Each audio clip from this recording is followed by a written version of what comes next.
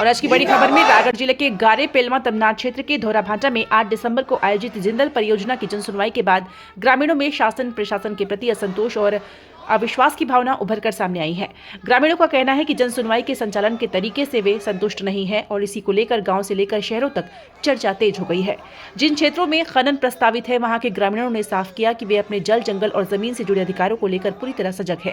ग्रामीणों का कहना है कि संविधान के अनुच्छेद 244, पंचम अनुसूची और छत्तीसगढ़ पेशा अधिनियम 2022 के तहत ग्राम सभा को अपने संसाधनों को और भविष्य से जुड़े फैसले लेने का अधिकार है।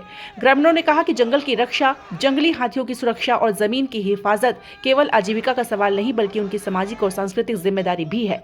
उनका मानना है कि किसी भी विकास प्रक्रिया में स्थानीय समुदाय की सहमति और कानूनी प्रक्रिया का पालन जरूरी है।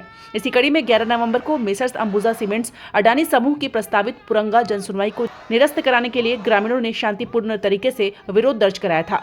कलेक्ट्रेट के बाहर कड़ी व्यवस्था के बावजूद ग्रामीण 30 घंटे से अधिक समय तक धरने पर डटे रहे, खुले आसमान के नीचे भोजन बनाकर अपनी बात रखते रहे। अंततः प्रशासन ने जन सुनवाई को स्थगित करने का निर्णय लिया।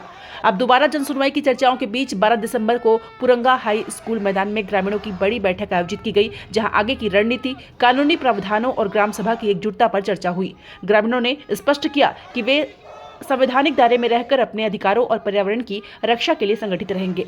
ग्रामीणों का कहना है कि यह मुद्दा केवल परियोजना का नहीं बल्कि आने वाली पीढ़ियों के भविष्य, जंगल, पानी और जमीन की सुरक्षा से जुड़ा हुआ है।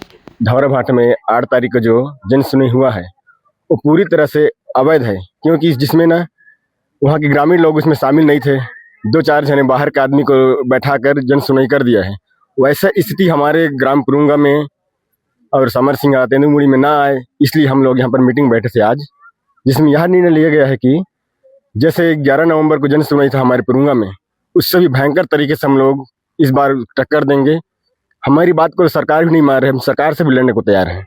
हम अपने जल, जंगल, जमीन के लिए अपने पूरी कोशिश जी जान लगा देंगे सर, लेकिन हम जन सुनवाई होने नहीं देंगे। हमार लड़ाई एकर बरे जल, जंगल, जमीन पर हमार लड़ा था। जो हमार जल, जंगल, जमीन नहीं रही तो हम इनका के माध्यम से हम जियत रहो। हमन एकर बर लड़ा था।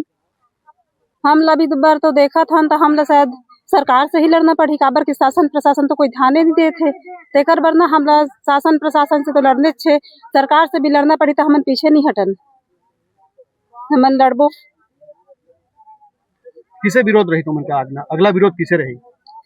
पहले विरोध करत रहे तेकर कुछ ओकर से ज्यादा टक्कर के हमार विरोध रही। पहले तो जनसंख्या कुछ कम रही, लेकिन अभी जब हम लड़ाई करबो वह बहुत बड़े रही। देखिए आज इधर मतलब धौराभाटा में 11 तारीख 8-11 को मैंने जन सुनवाई हुआ, वो गलत तरीका से हुआ, क्योंकि हम लोग पुरुंगा में पहले था, वहाँ मतलब यहाँ भी कर सकता है, क्योंकि गलत तरीका से हुआ है। क्योंकि मतलब वहाँ देखिए कोई गांव वाले किसी को मैंने अंदर घुसने भी नहीं दिया, विद्यावती भी गया उसको भी अंदर जाने नहीं दिया, तो बहुत शासन का गलत तरीका है।